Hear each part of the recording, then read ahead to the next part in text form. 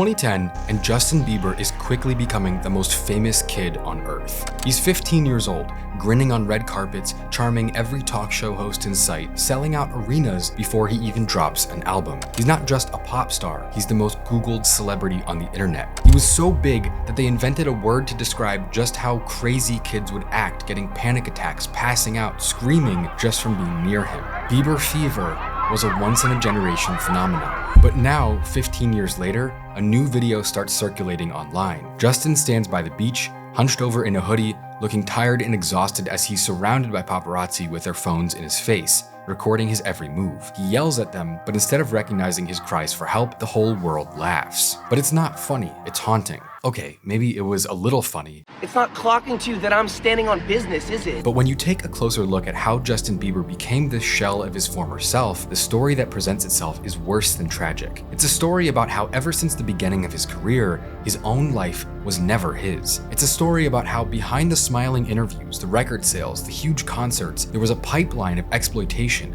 with everyone around him constantly asking for more, until it broke him. This is the story about how one of the biggest pop stars of all time, an insanely talented kid who was born to make music, had his life stolen by the managers, the executives, the so-called mentors who saw him as a product and not a person. And in the end, after they made billions, he was left for dead as they all moved on. And now, even after he's given everything he had to give, the world still won't let him rest. I'm Philip, this is Volksgeist, and you're watching the insane true story of how Justin Bieber became arguably the darkest cautionary tale about the evils of fame in the 21st century.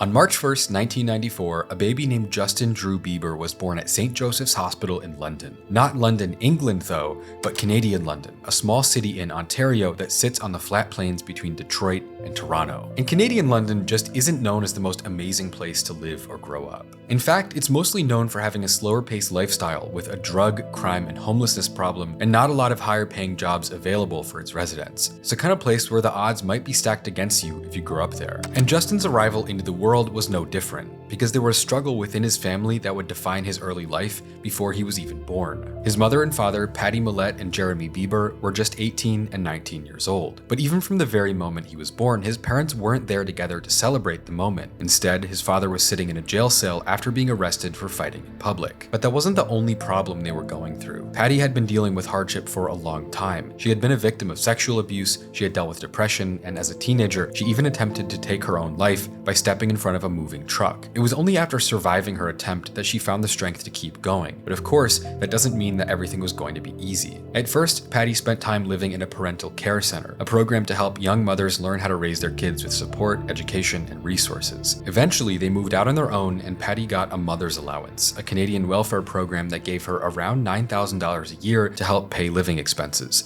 But of course, that wouldn't be nearly enough for her to scrape by on, and she still had to work hard to provide for her son. Meanwhile, they weren't getting much help from his dad either. Jeremy Bieber was arrested multiple times when Justin was a kid on charges like assault, causing bodily harm, and more, spending months at a time in jail while the mother of his kid struggled to provide for their son. At one point, for a brief moment, Jeremy tried to come back into Justin and his mother's lives. He entered rehab, he proposed to Patty, saying that he wanted to make things right, but that didn't last very long, and eventually, coming home drunk, he confessed to cheating on her. From that point on, Justin was raised primarily by his single mother and his grandparents. At one point, a kind neighbor would even help pay for Justin's daycare, which finally gave Patty the space to complete her GED after she hadn't finished high school. Later on, she would enroll in an online college and even get a college degree, which finally helped her get a job that would put them in a house of their own. And so Justin would grow up at 288 Willow Street in Stratford, Ontario, an even smaller but much safer town near London, where Patty would dedicate her life into raising her son the best way she possibly could, although neither of them could have ever imagined how dramatically their lives were about to change. Justin Bieber was a lot like any other kid growing up in southern Ontario in the late 90s and the early 2000s. He went through a French immersion program at school, he loved sports, ice hockey and soccer being two of his favorites, and overall he was a kid with lots of interests and a high achieving energy, even at a young age. But from the very beginning of his childhood,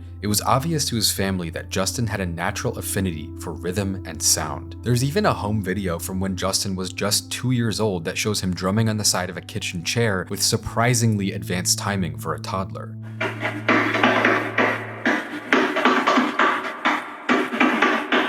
You want to be a drummer when you grow up? And no, that's not a joke. Justin's sense of rhythm, even as a toddler, demonstrates a high level of limb independence, the ability to control all of your limbs at the same time for different patterns, like a drummer playing a swing on the ride cymbal or working the hi-hat with one foot and the bass drum with the other. And for most musicians, this is a skill that would take several years of consistent, focused practice to actually build a solid foundation with. But Justin Bieber was doing it without ever being told how. And then, when he was 4, Patty bought Justin a small djembe drum, a traditional West African instrument that he would play obsessively, sparking within him a growing passion for music. What is it? Okay, now what do you do with it? He never had any lessons or anything. Soon he was teaching himself guitar, picking up melodies by ear, and developing his singing voice, without ever having had any formal training. Music was becoming his primary #1 interest, something that it seemed like he might have been born to do.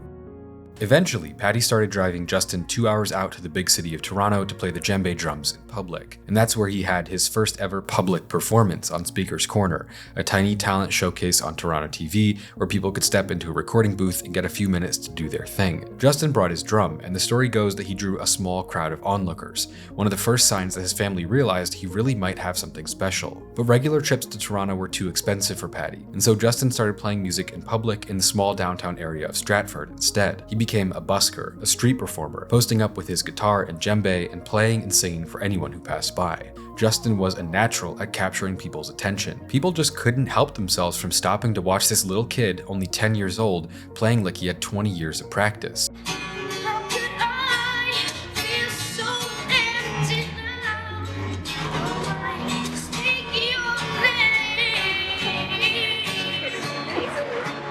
His mother remembered how it went that summer, saying that summer, Justin opened his guitar case and started busking in front of a Stratford theater. He earned nearly $3,000. We went on our first vacation ever to Disneyland. When he turned 13 years old, he was able to compete in Stratford Idol, a local talent competition for teenagers, being by far the youngest contestant. But week after week, he performed with confidence, hyping up the crowd and showing off a vocal range with maturity far beyond his age. Patty had been recording every moment of the competition, and one day, Justin asked her if they could post the videos on YouTube so far away family members could watch on the computer. And so she ended up uploading every performance so people who couldn't attend in person could watch online. And when she did that, she unintentionally changed the entire course of her son's life forever. It was deep in the winter of 2007, and all they had was a couple of grainy, low-res, backlit videos of Justin in a barely visible shirt and tie, singing R&B in the basement of a community center somewhere in Stratford, Ontario. But it wouldn't be long before the entire world knew his name. Justin ultimately finished in second place for the Teen Idol competition, losing to Kristen Hawley, a local country singer who was just a couple years older. To our next Stratford Star winner, which this year is Kristen Hawley. And even though he was devastated at the time, him losing might have ultimately helped set everything in motion anyway.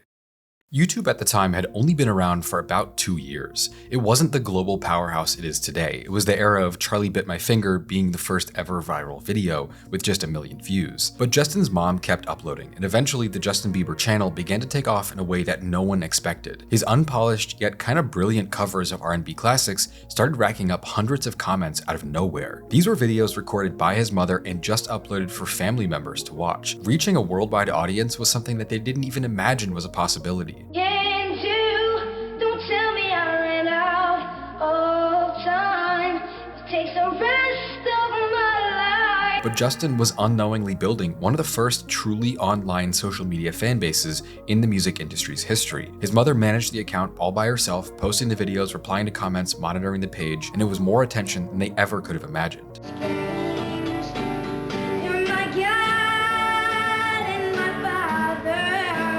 They were unintentionally creating a new blueprint for every entertainer that would come after him. And eventually, even the music industry started to notice. Labels, producers, managers, they were flooding her inbox, interested in Justin's talent. But at first, Patty's intuition was to be deeply skeptical of their intentions. She would later say, "It was strange. I was used to having an inbox full of messages from fans commenting on how cute my kid was and how much they loved him. And as it was, I couldn't even keep up with those comments, so I didn't. But then I really didn't want him near the entertainment path. I figured that all the people who started hounding us were determined determined only to turn Justin into a cash cow to fill their pockets, because I thought that's how the music business worked. So thanks, but no thanks. We're not interested. And so eventually, she started simply ignoring everyone that was trying to get in contact with her to put Justin into music. But there was one man who refused to take no for an answer, and his name was Scooter Braun. Scooter was only 26 years old, but he had already worked in the past as a party planner for artists like Britney Spears and Eminem, and he also helped broker marketing and endorsement deals for artists like Ludacris. And so after stumbling across Justin's videos completely by accident while searching for something else on YouTube, Scooter became obsessed with finding the kid that was behind the insane voice in these videos. People freaking out about the Jonas Brothers. These kids are losing their mind,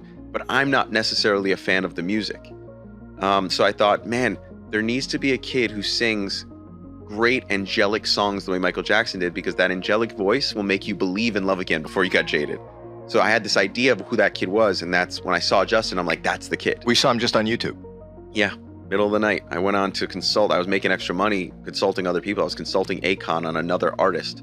And I clicked on Justin's video by mistake, and I was like, that's the kid. And he would end up going to extraordinary lengths to track down Justin and his mom after realizing she wasn't responding to any of his initial attempts. He even tracked down the name of the theater in Stratford where Justin had been busking. Then he dug through local school board contacts and community archives to find neighbors and acquaintances in the hopes of finding a way to contact Patty and talk about Justin's abilities. And eventually, Scooter Braun did get through. Despite having already decided that she wanted nothing to do with the managers and the agents knocking on her door, Patty was struck by his persistence, and perhaps more importantly, what he offered. All Scooter said was that he would love to fly out her and Justin to Atlanta to meet with him and Usher in person, maybe help Justin record some demos and show them what the industry was really like. No strings attached, just introducing a talented kid to some interesting people. And she was still hesitant, but she decided to tell her son about the opportunity anyway. She said, "I looked at my just barely a teenager son. I doubted that he could understand the magnitude of what I would be asking him. I doubted that he understood the sacrifices it would require.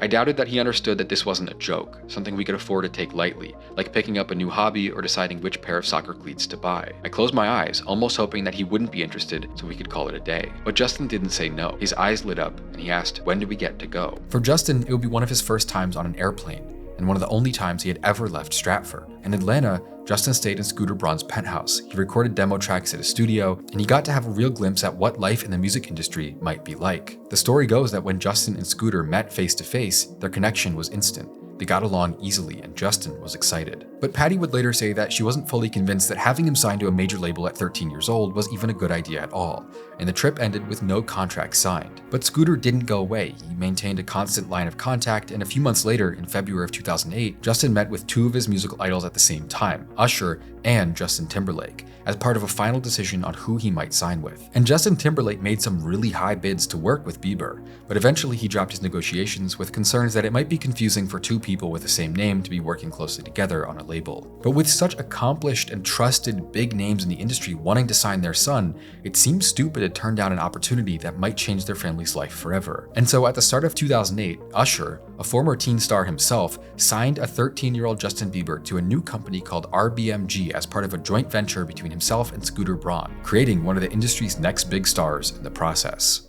And so after a few months of having Justin under their wing, Usher and Scooter Braun were able to connect him with L.A. Reid, the man famous for discovering Outkast and TLC, and L.A. Reid ended up signing Justin to a 360 deal with Island Records at the age of 13, and now things could really take off. And shortly after that, his mother moved him to Atlanta so he could work on music full-time, and now being officially in the major label system, Justin's career began almost immediately. His debut single, One Time, would drop at the start of 2009 after a couple months of recording and preparation. It was an R&B and pop crossover written by veteran writer Tricky Stewart, the same guy behind Beyonce's Single Ladies and Mariah Carey's Obsessed. And the reception to Justin's early work was pretty insane.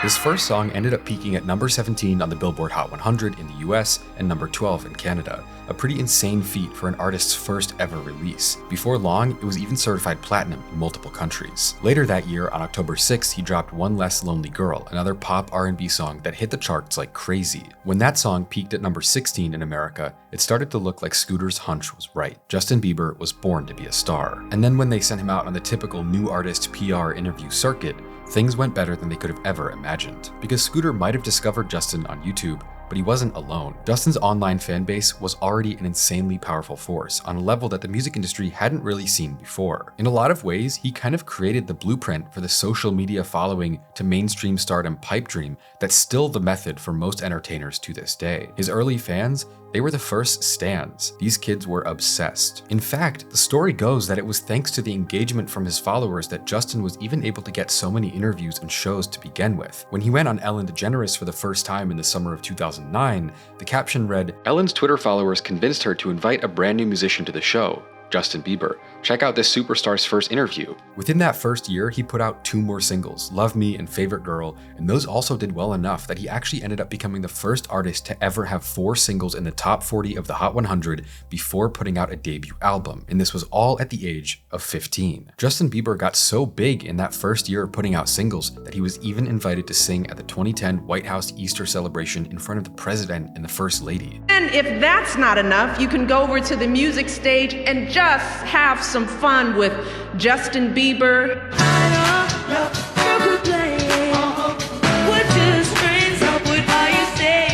And they had done all of this without him even having an album out, just that 20-minute long 6-track EP, My World. It was short, but the talent was undeniable. My World would be certified platinum in under 50 days, and at the age of 15, Justin was charting above Taylor Swift, Carrie Underwood, and Michael Jackson. The Sun would write, "Bieber's voice has this undeniable soul quality to it, and he has great control as well. He croons up and down the scales effortlessly." And so in early 2010, Justin Bieber was on the verge of becoming the most popular artist in the world. He was about to turn 16, but they were already getting ready to release his debut album, the era-defining My World 2.0 that would make him the youngest solo male artist to top the Billboard charts in 50 years. But fame isn't free. Someone will always have to pay the price of fame and fortune with blood, sweat, and tears. And already, even before the peak of his popularity had come, even before he was old enough to drive, Justin Bieber was about to find out just how heavy the burden of his incredible success could be.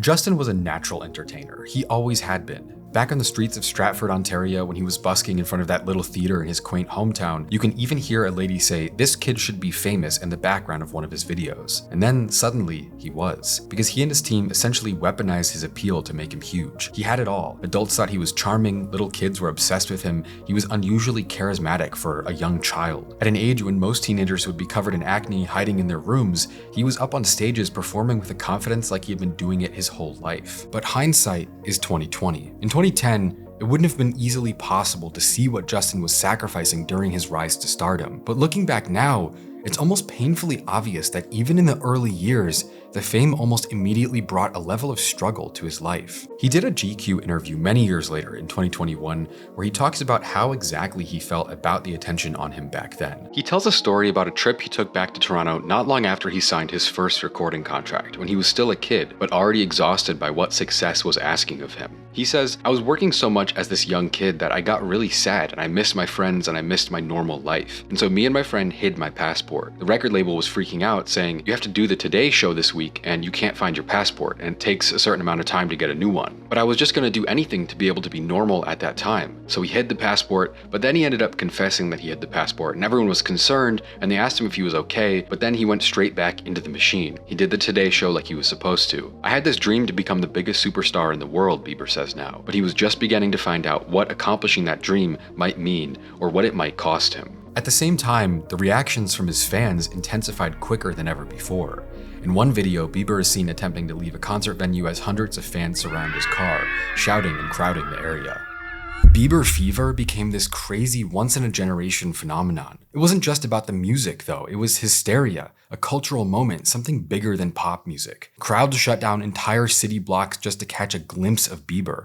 At 15 years old, he wasn't famous. He was a global obsession. One quote talks about Bieber's mindset through all of this. He said, "The harder you work, the more successful you can be. This is just the beginning for me." The reporter asked how he defined success, and he said, "I grew up with not a lot of money. We never owned a house. I want to buy my mom a house." But it's not a surprise that cracks started to show through the facade even in the early days, even when everything was still shiny and new and growing so fast. Sure, Justin was a natural-born performer. He was really good at it, he loved it, he enjoyed it, but he was also a kid. kid, a kid that was working literally all the time. In 2011, when he was still 16 years old, less than a year after BEE-bär had come out and made him a household name, he said to Vanity Fair, "It's really hard to balance myself. A regular kid, if he gets the flu, he can just go home. But I can't do that. Everything is important, and I know that I have to give up a lot of myself, a lot of my private life." There's one interview in particular that he gave from around that time where he says something that kind of sounds like the words of a young kid with a big ego, maybe too many people around him calling him a genius, but when you look closer, it reveals something deeper about what he was going through at the time. He said, "I'm not normal. I think differently, and my mind is always racing. I'm just kind of nuts, but I think the best musicians probably always are." And yeah, on the surface, that sounds kind of corny or maybe even narcissistic for a little kid with millions of fans to say, but in reality, what he was thinking about was a lot more serious than most other 16-year-olds in the world. Because later in that same interview, he would reveal exactly what was on his mind so much at the time. He said, "I think there are people that are waiting for the time I make a mistake and they're gonna jump on it.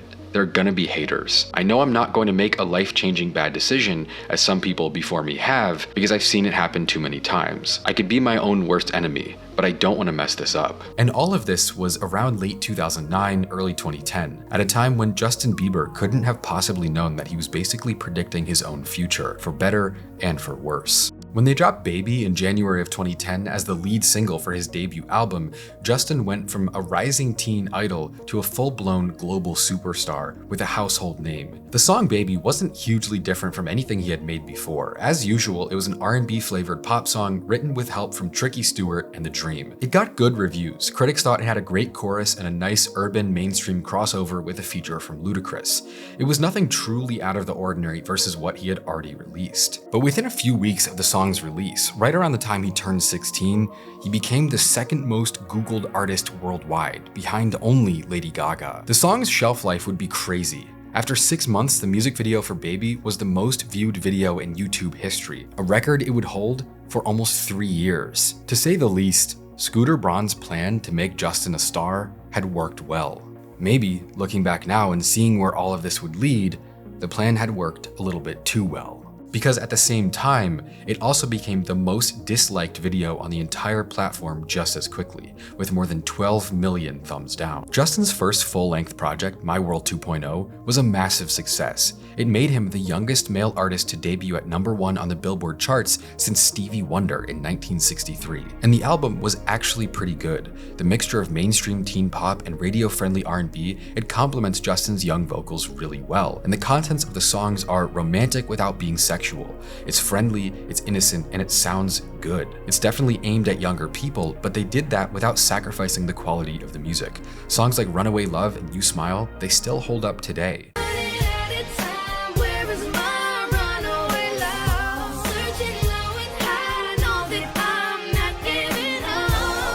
But before long, the attention around Justin became a frantic spectacle to the point of his actual music being glossed over as an afterthought compared to the absurd level of obsession around everything he was doing. Basically, the media made a spectacle out of him before he even had the chance to make the mistakes he was talking about being afraid of. Because many of the radio or TV personalities who interviewed Justin on his rise to fame, they acted in ways that when you look back at it were inappropriate, invasive, and sometimes even downright predatory. Has your mom given you the sex talk yet? I mean, like, I really don't want to have that conversation with my mother. Yeah. Like, I've kind of had it with my father. You want to hear? Oh, really? See, my bit. parents never gave me the sex talk. Okay. So why don't you give me the sex talk? I feel uncomfortable right now. Oh. Why do you want to know the sex talk from a 15-year-old boy? That's pretty weird. Let's talk about the album. Essentially nothing in Justin Bieber's early music warranted this type of attention from people in the media, especially towards a kid who was still under 16 years old, too young to even drive. But it only became a bigger problem as time went on. But this wasn't just something that was happening on random local radio shows. One time on The Talk, a CBS show that aired on national television for 15 years, Justin was treated even worse. Would you rather have to be naked on stage during one full song, or drink a cup of blended worms?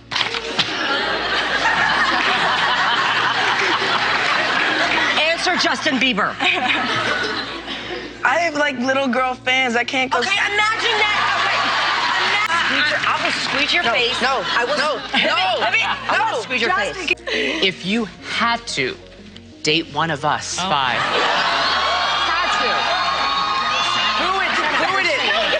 She would be a pain in the butt, I'll tell you that right now. Even something as seemingly harmless as Rihanna kissing him on 106 in Park, a 23-year-old woman kissing a 15-year-old boy on national TV. It feels deeply off in hindsight. It wasn't a crime, but it was emblematic of how the industry treated him, not as a kid, but as a product. When you factor in how the media was already sexualizing, mocking, and exploiting him, it stops seeming innocent and starts to look like a symptom of a much bigger issue. This wasn't just during interviews either. At the 2012 American Music Awards ceremony, when he was 16 years old, presenter Jenny McCarthy, who was 40 years old at the time, started grabbing him by the neck, kissing him, and touching him completely out of nowhere in front of thousands of people in the audience and millions on TV. His reaction, which was to go up to a microphone and say, "I feel violated right now," was met not with sympathy, but with screaming laughter. I feel violated right now. Wow. And that wasn't the only time when you can see the discomfort on his face from the disgusting things that people would say to him on camera. Lean into me again. You smell amazing. How old are you? Thank you. How old are you? Wow, look at your eyes. What music are you listening to at the moment, Justin? Thank you so much. Look at him. Look at what a beautiful face. All right. It's disturbing to realize that media personalities acting this way toward Justin Bieber wasn't really recognized as problematic back then. Took the opportunity in the window, considering I'll never get to do it again, and kind of molested him. I want some Bieber fever, and I want a Bieber rash. I want it all. It'd be like cougar. But when you see how he was talked about in the public eye, it's suddenly a lot less shocking that he would eventually start reacting that way. But what's even worse is the monster it created. When you have adults who don't consume his media, don't listen to his music, only watching him through the lens of mainstream TV or radio, it created this perception that he wasn't a real person, but really just a punchline to be laughed at. Not only was his life going to be impacted by the workload, the travel, the constant pressure to perform, but he was also going to be punished just for doing his job at the same time. Sometimes it was just internet rant videos talking about how cringe his hair or his music was. I don't love Justin Bieber. I hate Justin Bieber. I H-A-T-E Justin Bieber. Some people didn't like hearing his songs on the radio every day, but over time, it became a disturbing obsession. At one point in 2012, an obsessive fan in New Mexico made national news after being caught by authorities while planning to murder and castrate Justin Bieber. But it wasn't because of anything particularly controversial he had done. It was because of who he was, a 15-year-old boy at the center of a global teen phenomenon. The way that he was treated on the internet was particularly horrible, and nowhere was this more apparent than on 4chan, the message board that helped define early internet culture.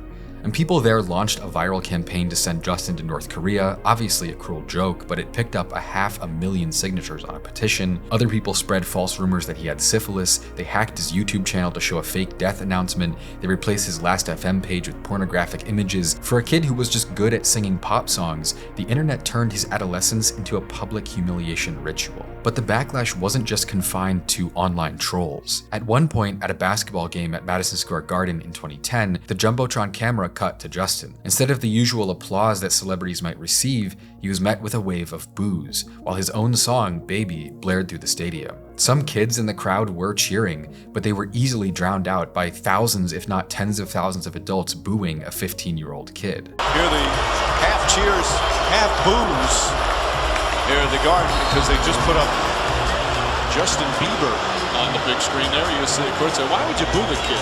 The boos are from the guys, and the cheers are from the girls. This is a teenager enduring the kind of public humiliation that would break most adults, and it was for no reason in particular at all.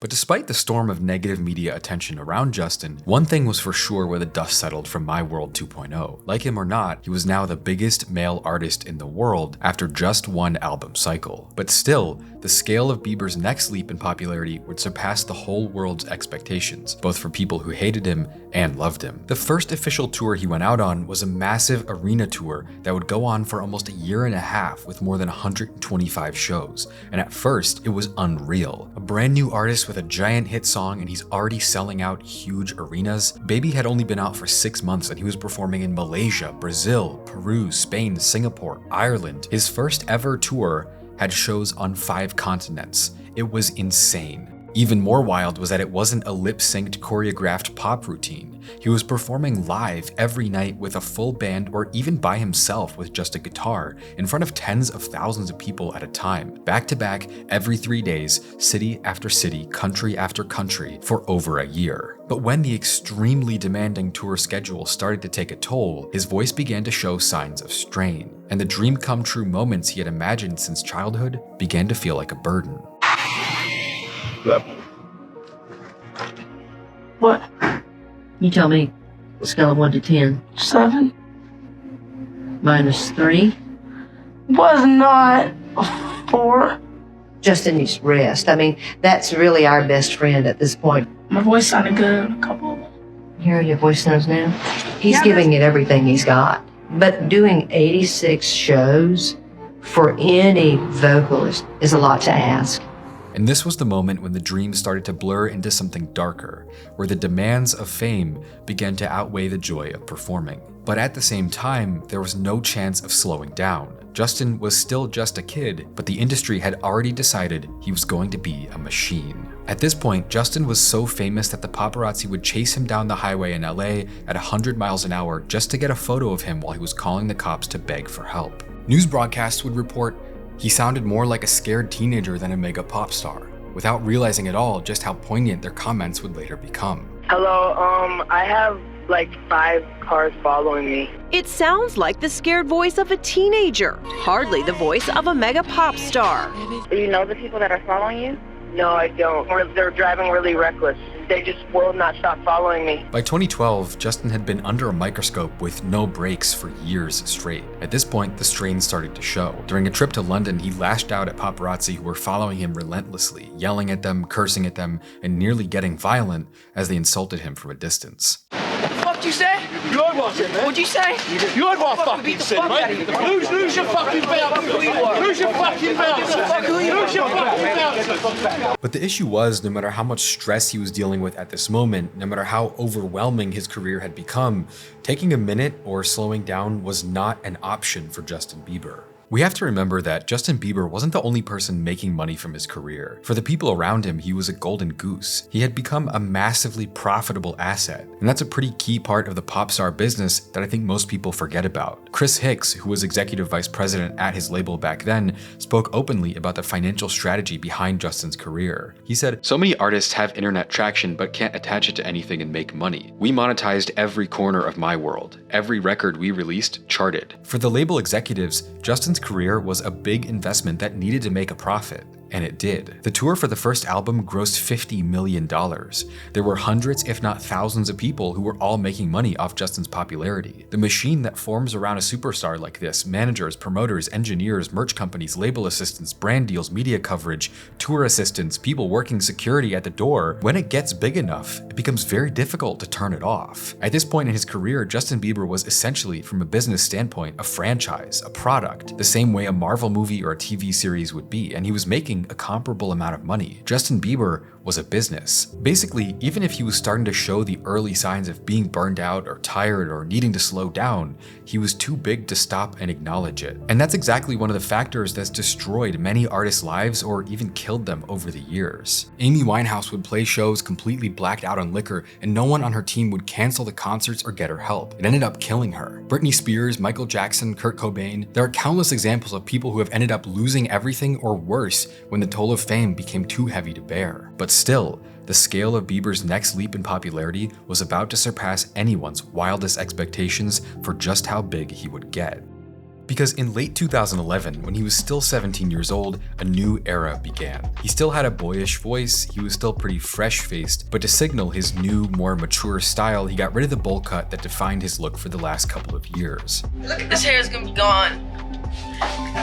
He didn't want to do it. I'm making him. She's making. Basically, Justin Bieber was no longer a kid. And when they dropped his new single, Boyfriend, just 3 weeks after his 18th birthday, it broke the record for the second highest ever debut digital sales week for any single, debuting at number 2 on the Billboard charts, even though it was available for purchase only on the iTunes digital store and literally nowhere else. To signify his new, more mature persona, his next album, Believe, would leave behind the teen pop sound for heavier R&B production from artists like Max Martin, Diplo, and Hit Boy, the latter of which has been known for creating hits for artists like Kanye and Drake. And with songs like As Long As You Love Me, Boyfriend, and Beauty and a Beat, the album did have a more adult, maybe even sultry sound. Not that it was at all inappropriate, still being pretty wholesome, but it definitely wasn't designed for kids the way that his last album had been. And it sold almost 100,000 more copies in its first week compared to My World 2.0. He may have been embarking on a new era, but he was still even bigger than ever before. After Believe debuted at #1 in over 30 countries,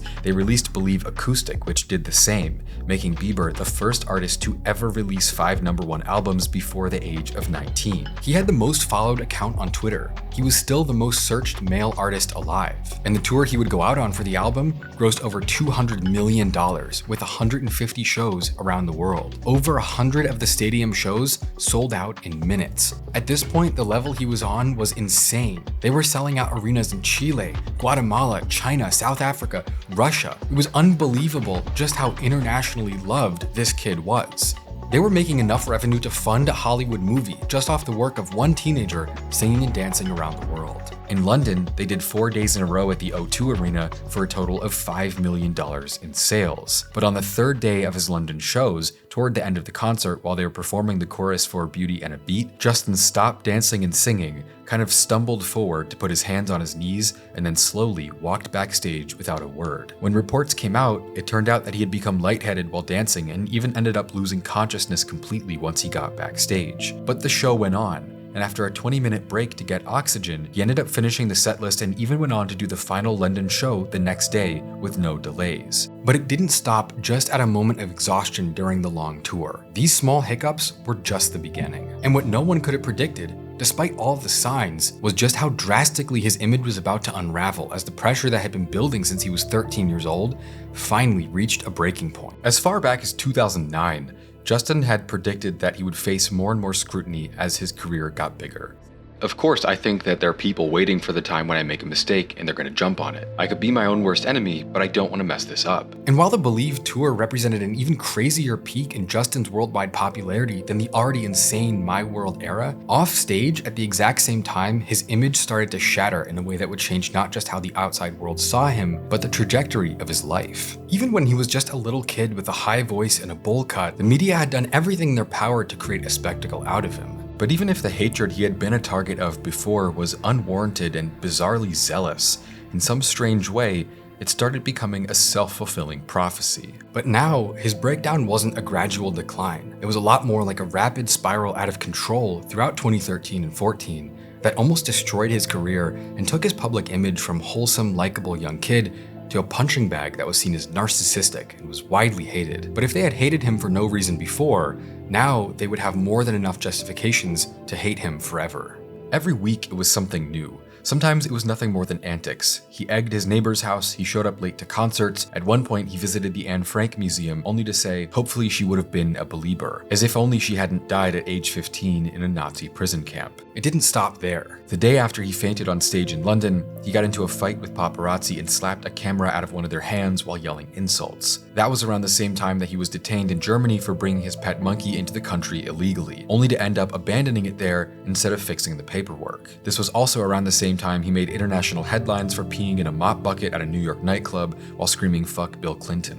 Why kids in this? Because then came the criminal charges. In January of 2014, not long after he was about to turn 20 years old, he's caught drag racing a yellow Lamborghini on a residential street at double the speed limit. While being arrested, he acknowledges that he had been drinking, smoking weed, and taking prescription medication right before the incident. The mugshot became one of the most iconic images of his career. And not long after that, he was accused of reckless driving in his hometown after crashing an all-terrain vehicle into a minivan. A few months later, he surrendered himself to Toronto police after being accused of repeatedly punching a limousine driver in the back of the head and leaving the scene before authorities arrived. That was the same time that he was ejected from the ancient Mayan archaeological site in Tulum, Mexico, after being caught climbing on the ruins of buildings. Worst of all, in 2014, were the 2 videos that surfaced of him saying racial slurs and telling racist jokes. These 2 videos were the most damning of all, and understandably, they practically ended his career. His image was trashed. The controversy was so widely publicized that he was banned from setting foot in mainland China, with government authorities writing, "As far as we're concerned, he's engaged in a series of bad behaviors in his social life and during previous performances in China, which caused discontent among the public." He was still the most searched and most discussed artist in the world, but the spectacle was bigger than ever before, and even his biggest fans were having a hard time defending his character. So why did Justin Bieber suddenly go from a happy, entertaining kid to a seemingly narcissistic asshole teenager? Either the money had gone to his head, or something was wrong behind the scenes. But when all that was visible was someone with nearly infinite money and fame around the world, everyone forgot to ask what was really going on. No one honestly cared. But all of this didn't happen in a vacuum. I don't think it's a coincidence that Justin started out as what seemed like a pretty sweet kid and ended up looking like a giant piece of shit after a couple years in the spotlight. And obviously, look, everyone loves to hate celebrities. You can't blame them. They're rich, they're out of touch, they're egotistical, superficial. I could go on for a long time. There aren't a lot of compelling reasons why we should have empathy for any rich people at all. But you have to remember, the story I'm telling right now isn't the story that was visible about Justin Bieber 10 or 12 years ago. Back then, ripping him to shreds was pretty acceptable. I did it. You probably did it. But when we look back and see what he was going through, it paints the picture of a kid whose humanity was sacrificed for money, all while the whole world thought he was just another spoiled celebrity who had it too easy and didn't see past the fame and money for even a second. Whatever was going on, it was pretty clear to the entire world that Justin Bieber was no longer the cute, sweet, singing kid he once was. But of course, with the machine around him being so big and so powerful, there wasn't really any controversy that could truly end his career with so much money and promotional power behind him. And so in the end, they only leveraged the controversy he had been stuck in the middle of for over a year in a move that just made him bigger than ever before. Justin Bieber's fourth studio album, Purpose, debuted in 2015 with 650,000 units sold in its first week. By far, the highest first week sales of any project he already had released or would ever release. But of course, people wanted to know exactly what he would say for himself after being at the center of so much controversy for 2 years straight. Would he have an answer? Would he have an explanation? Would he redeem himself? The songs on Purpose focused on inspirational, uplifting themes. Bieber talked about the album's title and concept coming from him losing his purpose and then finding it again in the last couple years of his career. And of course, the rebrand to sincerity and positivity, the comeback from his scandals, it was a massive success. Critics would say things like, "After a string of mishaps, Bieber returns with an album worthy of forgiveness." With Purpose, Justin's music became more pervasive and difficult to avoid than ever. It produced 3 #1 singles, What Do You Mean, Sorry, and Love Yourself. There are multiple songs from this album that are on the list of the most streamed Spotify songs ever. This album is 6 times platinum. Its production was handled mainly by people like Skrillex, Diplo, Benny Blanco, and others who curated an EDM dance pop sound that made it one of the most iconic sounding pop albums of the decade. Even though Justin didn't really directly explain or apologize for most of what he had done to become such a villain in the media, Purpose was such a success that most people kind of forgot about it anyway. Sure, most of the world might have branded him as a giant asshole, but how much does that really matter when his music is suddenly everywhere, all over the place again? With Purpose being Justin's most insanely big era yet, the tour also had to be huge. It was the biggest album he ever dropped, and sure enough, the tour was also going to have a grueling schedule that even a lot of seasoned artists wouldn't attempt. Justin was set to perform 162 shows in 1 year. In a way, it was business as usual. Bieber was a touring monster at this point. He could hop from country to country week after week and generate hundreds of millions of dollars in ticket sales, selling out arenas over and over and over. Even after so much controversy, he was still too big to fail. But then, in the middle of 2017, when they were moving into the last leg of the tour, which had already grossed $250 million, the remaining 14 shows were canceled with almost no warning. The massive amount of logistics, manpower, and money that was needed to keep the tour moving stopped short. Something had cracked. But Justin's statement about why was pretty purposefully vague. He wrote in a short statement that he needed to prioritize his well-being and that he wanted things to be sustainable. Many artists, including John Mayer, would defend him, saying things like, "We've lost many great artists lately. I give Justin the thumbs up for realizing it was time to call it." It seemed like he had finally run out of energy, physically and mentally, and this time, there was nothing that could be done to push him further. After 8 years of constantly being under pressure to perform, record, and play his part, he needed a break. In those 5 years between Purpose and Changes, he would go multiple years without performing in public at all. His first live performance after canceling the Purpose tour was Coachella almost 3 years later. And while he wasn't completely gone from releasing music, during this time, he mostly did a couple features and not much else. It definitely gave off the sense that his silence was much needed for his own health and sanity. The first thing Justin did after his 5-year break from releasing music after Purpose, before dropping another album, was to make a documentary covering why exactly he had taken a break to begin with. And it was more than just some fluffy PR piece. It was a real, detailed look into Justin rebuilding his life after the pressures of fame almost killed him. As humans, we go through so many ups and downs, so many good seasons and bad seasons, and sometimes we just want to give up. And the series covered a lot of topics that painted an even darker picture than was ever visible before. He talked about being so stressed by the demands of his career that he started using drugs at far too young of an age, which in turn only made the issues worse. First time I smoked weed was in my backyard here. Got super stoned, and then I realized I liked weed a lot. That's when my desire to smoke weed started, and then I started smoking weed for a while. And then started getting really dependent on it, and that's when I realized that I had to stop. I don't think it's bad, I just think for me it can be a dependency. But yeah, first time I smoked weed, I don't suggest this, but I was 13. Yeah, 13, 12 or 13. The thing that was once a source of relaxation became a problem. There was a time where I was sipping lean, I was popping pills, I was doing Molly, shrooms, everything. And it was just an escape for me. I was just young, like everybody in the industry and people in the world who experiment and do, just normal growing up things. But my experience was in front of cameras, and I had a different level of exposure and people, and I had a lot of money and a lot of things. So then you have all these people around me just kind of hanging on, wanting stuff from me, knowing that I was living this lifestyle that they also wanted to live, drinking, smoking. He began to experience fatigue, worsening anxiety, and even depression. He was completely dependent on substances, and that only exacerbated the many other problems he was already having with his mental health. At one point, Justin said it had gotten so bad that he would have his staff and bodyguards come to his room and check if he was still breathing in the middle of the night. Because I felt like I was I was dying. My security and stuff were coming into the room at night to check my pulse. People don't know how serious it got. It was legit crazy scary. And while he was struggling with drug addiction to cope with anxiety and stress, he was then diagnosed with Lyme disease. Lyme disease occurs when an infected tick transmits bacteria through a bite, and the condition causes fatigue, fever, headaches, and muscle pain. Symptoms that are similar to a constant flu, and it can even cause long-term damage to one's health as well. In addition to this, Justin was diagnosed with chronic Epstein-Barr virus, also known as chronic mono. While the virus typically only lasts a few weeks in healthy people, Justin's compromised immune system meant that it remained permanently in his body. The virus disrupted his sleep patterns, triggered frequent headaches, and compounded with his other health issues on top of that. Epstein-Barr, which is mono, have that too.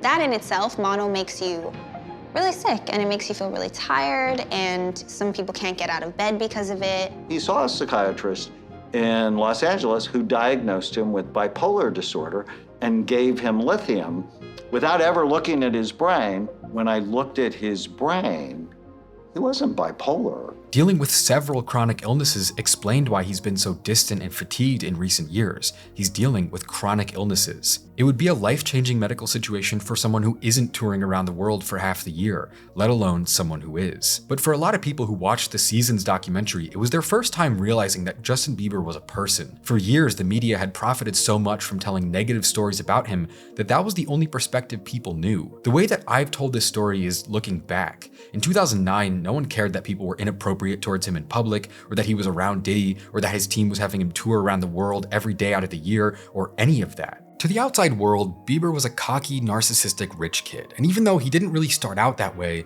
that's eventually what he became anyway. But was it because the money went to his head, or was it because he was harassed every day of his life by paparazzi who would chase him on the highway or sell his nude photos? Was it because his life was too easy, or was it because his life was hard? Did he start self-medicating and abusing drugs because he was living the lifestyle of a party animal, or was it because he was forced to work non-stop for years while the outside world treated him like he was a zoo animal? It raised a lot of questions that hadn't really been asked before, at least not by the general outside public. He wouldn't release another album until 5 years after Purpose, but when he did, it was clear that things had changed. Changes was another big release that shot to #1 on the charts, and it even had one of Justin's biggest hits with Yummy. But for album sales, it did less than half the first week numbers as Purpose did 5 years earlier. It was still a big release, but for many critics and fans, it wasn't a very powerful statement for someone who hadn't dropped a full-length project or really done much at all in the public eye in almost 5 years. Just 1 year after that, he dropped Justice, which again debuted at #1 as usual, but with less than a quarter the amount of first week sales as Purpose did 6 years before. It wasn't that Justin had lost his relevance, he was still a huge name and everything he did was a huge deal,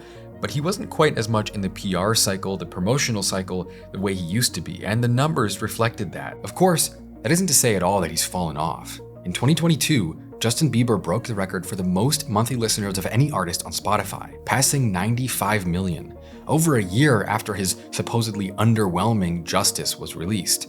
So sure, maybe his last 2 albums weren't as big as what he was pumping out back in the day, but his fan base at this point is so big and dedicated that even something that might have flopped compared to his old work has 9 billion Spotify streams and went double platinum. Even right now, it's been 4 years since his last release and he's still over 80 million monthly listeners on Spotify, one of the most listened artists on the whole platform. He still has more Instagram followers than Taylor Swift, right now sitting at almost 300 million. To say that Justin had fallen off would be a huge exaggeration, and it wouldn't be true at all. But still, understandably, a lot of people thought that his heart might not be in it as much as it once was. But regardless of the kind of arguably pointless discussions about sales numbers and streams, what really mattered is at this point in Justin's career, it seemed like he was healing. He was on a path to being happier, healthier, and getting better from all the pressure he had been under. His marriage, his Christian faith, it looked like a positive force for his healing, and he even talked about the importance of therapy and helping him fix his life. At one point on Justice, he even touched on his childhood struggles with music in a poignant way that he hadn't done before. Everybody knows my past now, like my house was always made of glass. And maybe that's the price you pay for the money and fame at an early age. And everybody saw me sick, and it felt like no one gave a shit. They criticized the things I did as an idiot kid.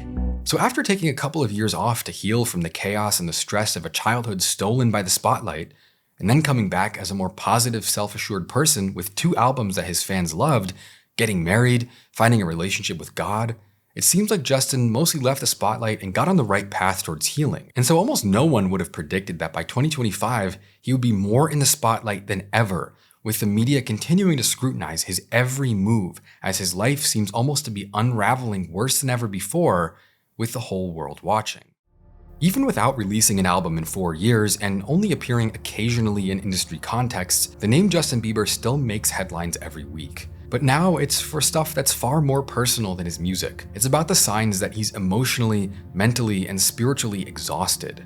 It's about the signs that his life is falling apart. Even after the Seasons doc, even after his marriage, his new era of healing, it seems like things only started to move backwards with seemingly no explanation. Recently, a couple of Justin's Instagram stories went viral with some pretty exasperated captions attached. The slide said, "This is how I feel after people keep telling me there's more work to do after giving everything I had to give. I don't think any of us can handle hearing, you just gotta try a little harder and you'll be like me. It's not true. I listened to the fools who told me to work harder, and there's no end to trying to earn your spot in this life because I tried." That's only one of many, but for me it does a good job of summarizing the situation. For the past couple of years, Bieber's social media posts have slowly become more introspective and bleak.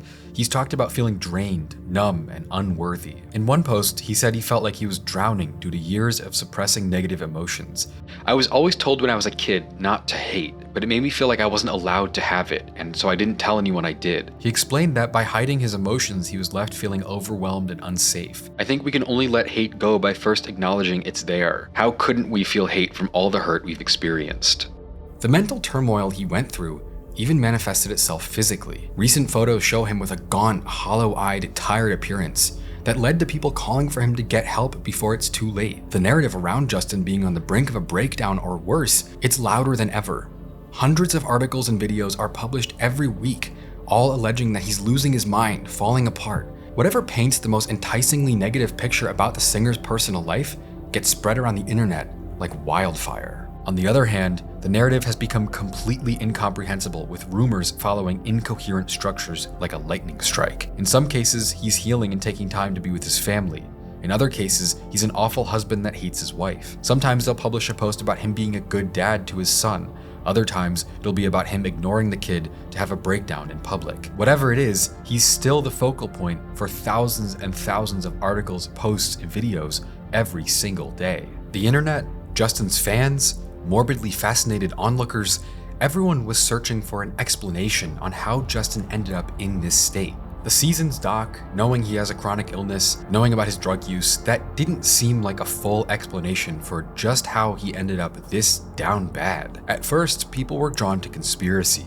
It had become obvious over time that Justin Bieber wasn't exactly treated with dignity by the entertainment industry in general, and so it didn't seem like too much of a reach to suggest that Justin could have been the victim of such exploitation himself. Yummy, the lead single from Changes, was seen as possibly having a hidden meaning to do with the abuse of Justin during his time as a child star, with theories about the messaging behind the video spreading all over the internet in the last couple of years. And then you combine that as it being the same time as the charges against P. Diddy bubbling under the surface, knowing that Justin had a relationship with Diddy since he was 13 years old, it isn't surprising that people would try to connect his obvious discomfort in the public eye with the victimization of young entertainers by people in power throughout the industry. In 2011, when Diddy and Bieber appeared on Jimmy Kimmel Live together, what seemed like a harmless joke at the time now reads much differently. During the interview, P. Diddy made an offhand comment about their friendship, saying that Justin knows better than to talk about what we do together on national television. About this last time. He had the Lamborghini for a day or two, and he had access to the house, and he knows better than to be talking about the things that he does with Big Brother Puff on national television.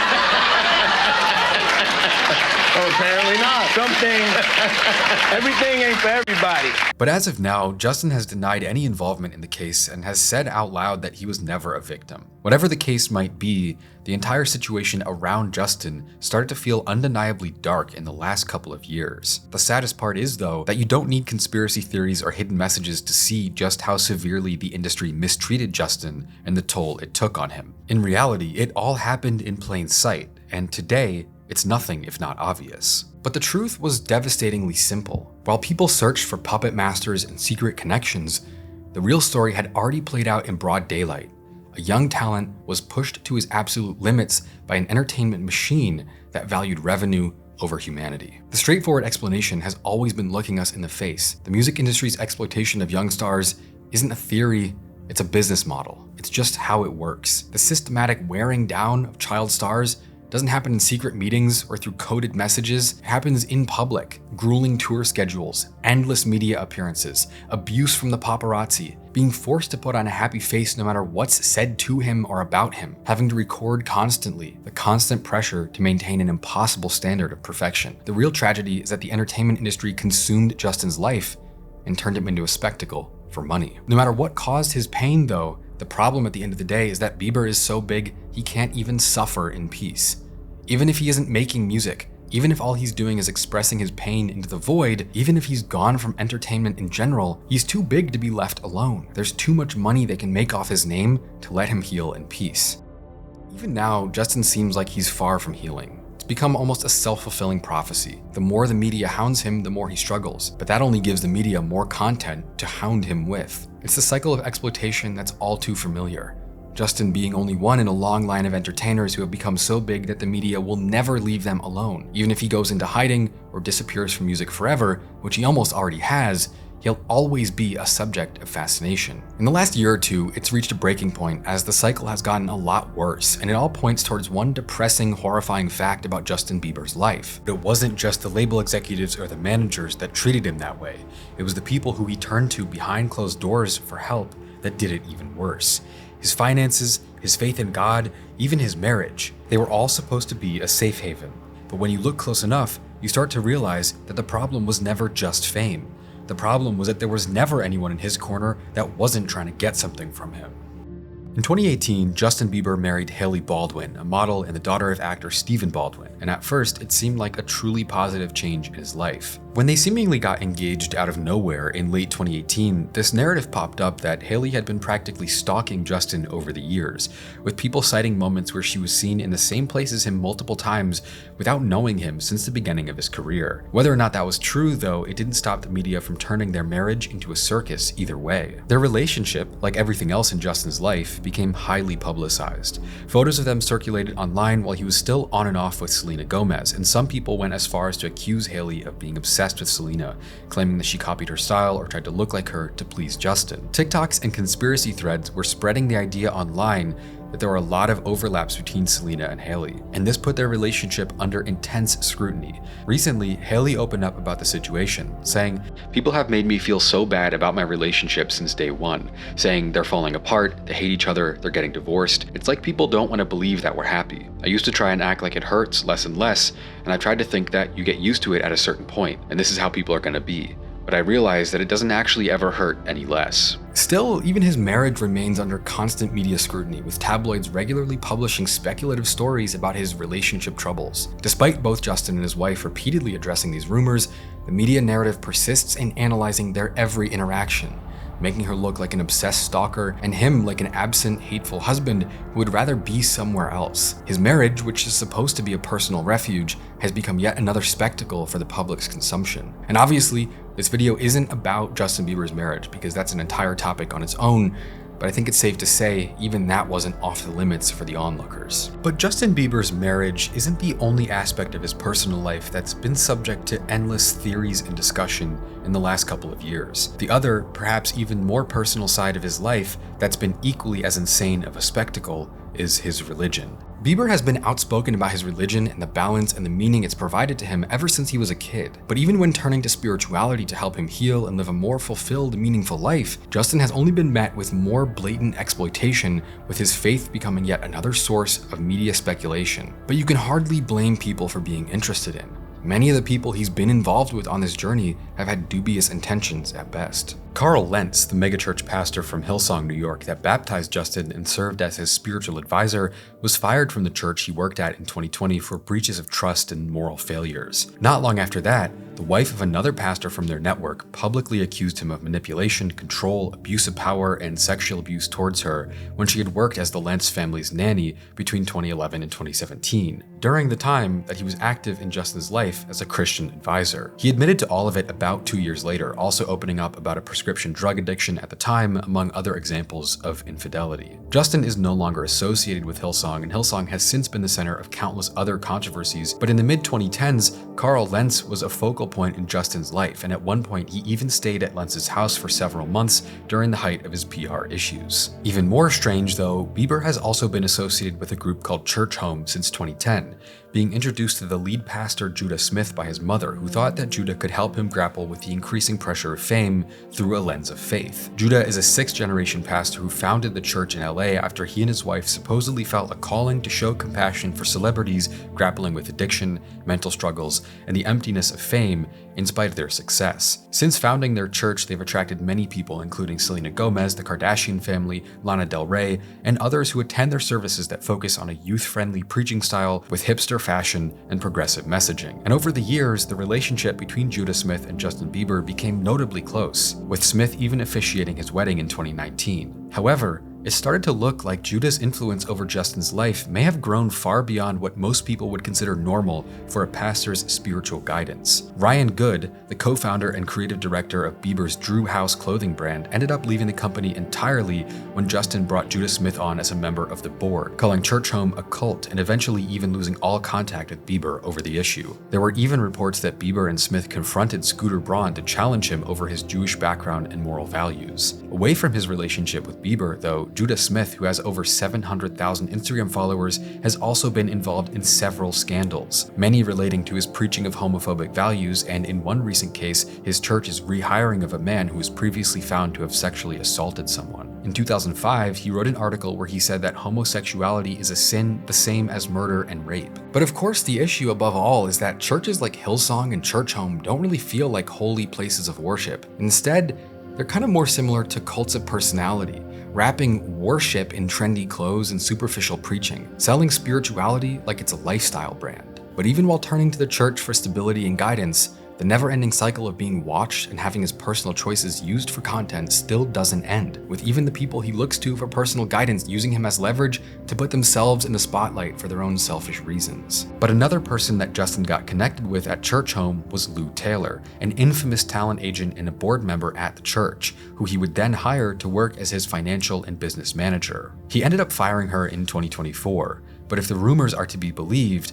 that only happened after she convinced him to alter the course of his future forever. In the last couple of years, there has been a big trend of older artists who are beyond their peak popularity selling off the rights to their music to private equity firms. It makes sense. If you aren't making that much music anymore and you want to have enough money to leave your family an inheritance or to retire, why not take a cool $100 million to make sure everything is taken care of? It's usually a long-term deal that in most cases has seemed like a pretty good deal for the artist. But again, most of these sales have come from artists that are older, people who aren't really releasing new albums anymore, people that aren't trying to be working the long, difficult hours of a constant touring schedule. The Beach Boys, Bob Dylan, David Bowie, Dr. Dre, these are some of the biggest examples of catalog sales from the last few years. Mostly it's people who are 60, 70 years old or older. That's why it was shocking when Justin Bieber sold the rights to everything he had ever made at the age of 30. Justin received over $200 million in exchange for the rights to all of the music he created throughout his career so far. Everything from Baby to Boyfriend to Yummy. The rights to that music is now in possession of Hipgnosis Songs Capital, who are also known for buying the rights to work by Shakira,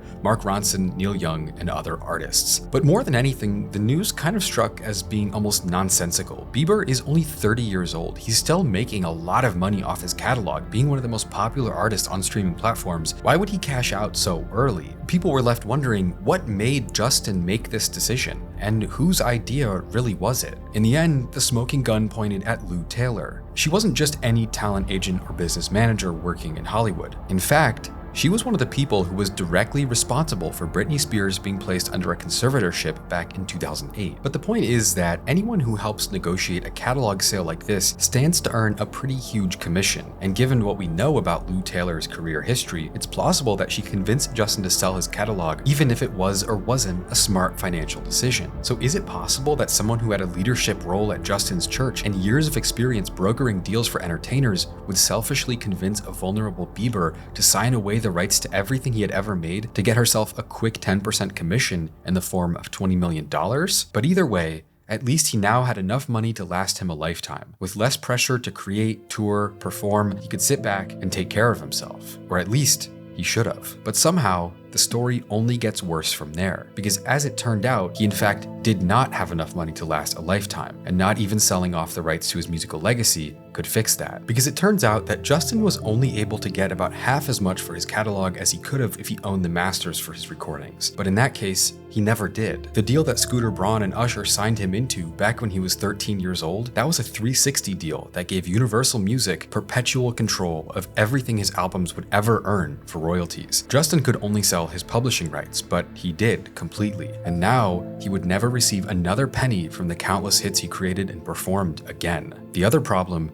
is that Justin Bieber was in a ton of debt. His supposed comeback albums, Changes and Justice, only caused more financial complications for his career. The Justice World Tour, which was planned to include more than 140 concerts over the course of a year, ended abruptly in the summer of 2022 when Justin announced that he'd been diagnosed with facial paralysis that prevented him from continuing to perform. The only issue is that Justin had a tour deal with AEG that secured him a $40 million advance for the 140-show run around the world. But since he only completed 35% of the shows, he owed them back $26 million for not being able to finish as planned. And with Justin never having owned his masters, that wasn't a source of revenue he could rely on to help solve the problem. Not long after that, it was also revealed that Bieber owed Scooter Braun, who is now himself worth more than $400 million, almost $10 million, for advance commissions on projects and deals he never completed. And so it was somewhat unsurprising that just a couple months after this news went public, at the end of 2022, he sold his entire catalog in a shockingly quick deal that seemed to have been both not entirely in his best interest, but also his last resort. Apparently, the situation was bad enough that he even passed up the opportunity to get a tax credit that would have saved him millions of dollars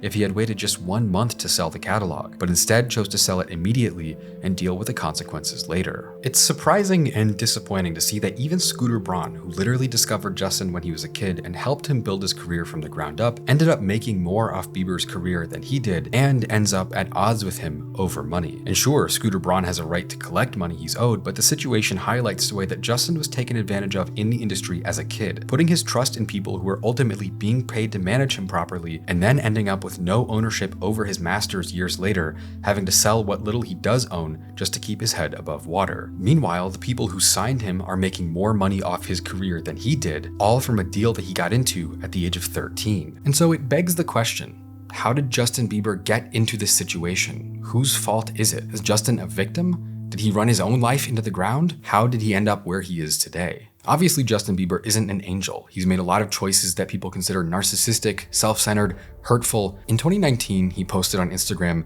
"There's an insane pressure and responsibility to someone whose brain, emotions, and frontal lobes aren't developed yet. I started doing pretty heavy drugs and abused all my relationships at 18. I became distant to everyone who loved me." It's not that he doesn't know what he did. It's not like he has no idea why the entire world hated him for so long, but ultimately, that's only one small part of the bigger story. The story of Justin Bieber is the story of someone who was exploited by everyone around him as much as humanly possible for more than half his life. His career generated over $1 billion. And even though he was mainly the one person responsible for keeping it all together, most of that money was never his. He definitely got to live a lavish lifestyle and have all the cars and the private plane rides he could ever want, but in the end, he was left with far less than what his success should have earned him, having signed away the majority of the rights to his music when he was a kid, with a 360 deal at the age of 13. But even beyond money, what it cost him as a person cut even deeper. And so his story isn't about the fame. It's about the cost of it. He was thrown into the spotlight as a 13-year-old kid, and almost instantly he became one of the most profitable products the music industry ever saw. Every scandal, every haircut, every speeding ticket, it was all monetized by thousands of people in every direction. And even when he tried to take control to rewrite his narrative and move on, he found himself only deeper embedded in the celebrity machine and completely powerless to get out. I don't think it's crazy to say that he got pimped out by the industry. Even his mistakes weren't just mistakes. They were turned into the most profitable celebrity content of a generation.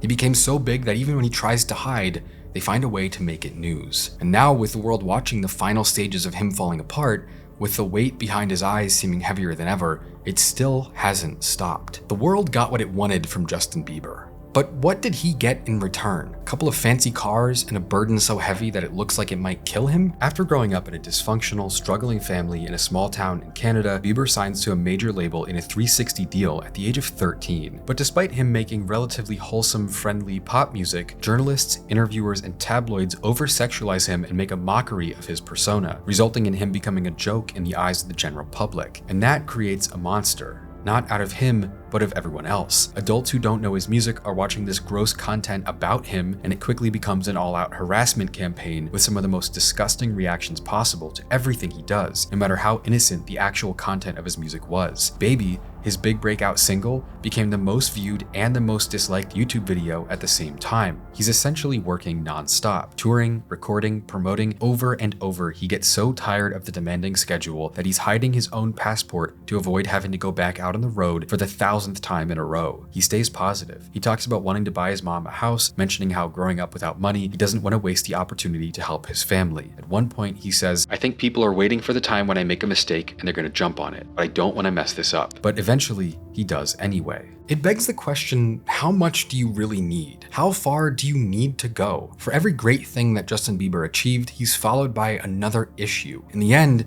makes what we often think of falling off look more like a blessing than a curse. At least if you fall off, you get to live your own life and not be chased forever and ever by people who are just asking for more and more as you beg for them to stop. Successful entertainers, sure, they might get to drive around in a G-Wagon and have their face on a billboard. They might have people screaming their names when they perform, but their life ceases to belong to them. Past a certain point, you might have it all, but at the same time, in a way, you have nothing. No right to privacy, no ability to make mistakes, and no way to escape the constant pressure of being a product rather than a person. And for some people, that's the dream. That's all they've ever wanted. And good for them.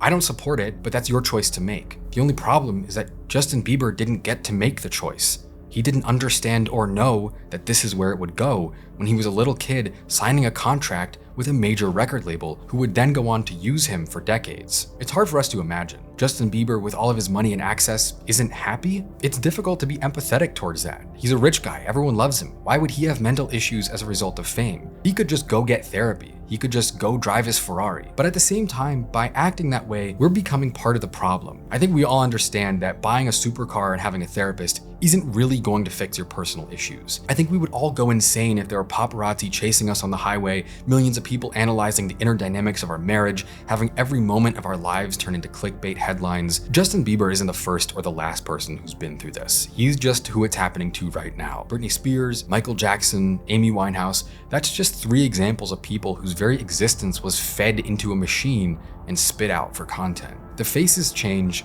but the cycle doesn't. And there's no point where it'll stop, because right now, it's still working as intended. And I think that's what it means to sell your soul. Yes, you can have everything you ever wanted. The money, the fame, it's all yours. But you lose the parts of yourself that you took for granted. The right to have a moment of quiet, a break, to live your life unbothered. And the saddest part of it all for Justin Bieber is that he signed away his life at an age where he was too young to understand what he was giving up. At the time, he was a kid who was good at singing, a kid with natural rhythm, who liked performing.